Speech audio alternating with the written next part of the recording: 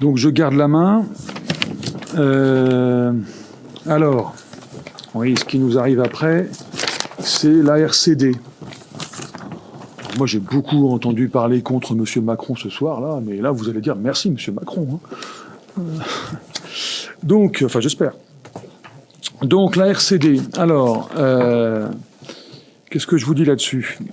Dans le cadre du plan France Relance, et pour répondre aux besoins de logement des Français, l'État accompagne la relance de la construction durable à travers un dispositif de contractualisation sur les territoires qui sont caractérisés par une tension du marché de l'immobilier. Donc, l'objectif, c'est de relancer les projets de construction dans les secteurs en tension. Et il s'avère que, vu que depuis quelque temps, nous satisfaisons à notre objectif dans le PLH, la préfecture de Loire-Atlantique a publié la liste des communes éligibles et nous en faisons partie. Donc, en quoi ça consiste ? En fait, c'est un financement par logement autorisé entre le 1er septembre 2021 et le 31 août 2022. Et ce financement prend la forme d'une aide par logement qui est de 1 500 €. Une aide de 1 500 € par logement éligible. Et avec également un bonus pour les projets avec des logements qui viennent remplacer des activités économiques. Voilà, donc j'ai pas dit ce que ça voulait dire à RCD. Alors, aide à la relance de la construction durable.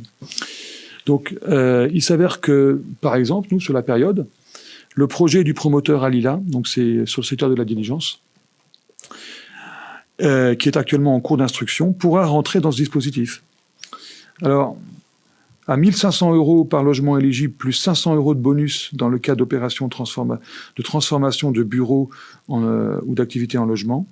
Si on prend le cas du projet donc Alila à la diligence, avec 32 logements, 32 logements fois 1 500 €, ça fait 48 000 €. Pour ajouter transfert d'activités en logement, 32 logements fois 500 €, ça fait 16 000 €, ce qui fait que là, potentiellement, on peut toucher 64 000 €. Voilà. Il suffit que la commune délibère avant le 31 mars pour nous permettre d'adhérer à cette aide à la relance de la construction durable.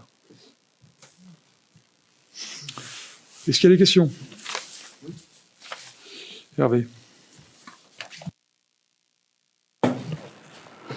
Je suis tout à fait favorable à ce qu'on puisse effectivement aller chercher des subventions, des aides pour compenser toutes les pertes qu'on a évoquées dans le débat précédent.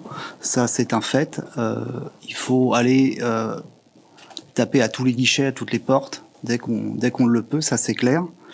Il y a simplement un petit point qui me posait question dans la notice explicative qui était dans le dernier paragraphe, de bénéficier de l'aide sur la base d'objectifs qui seront définis ultérieurement. Il y a simplement ça qui m'interpelle dans la manière dont vont être définis ces objectifs. C'est surtout ça. Tu as remarqué, j'ai pas repris la notice en fait. L'objectif qu'on a, c'est l'objectif PLH, 90 logements par an. Et en fait, si on est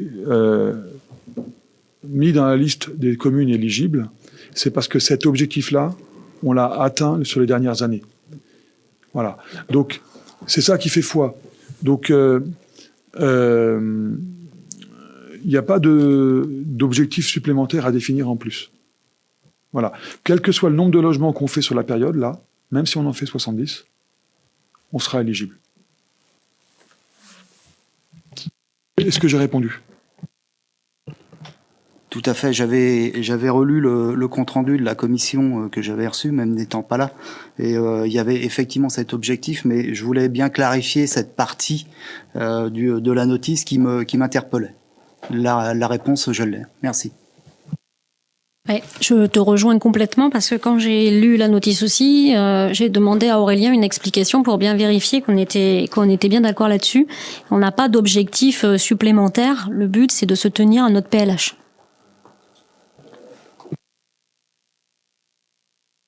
Est-ce qu'il y a d'autres questions?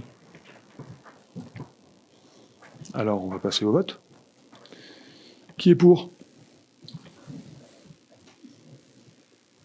Bon, ben voilà.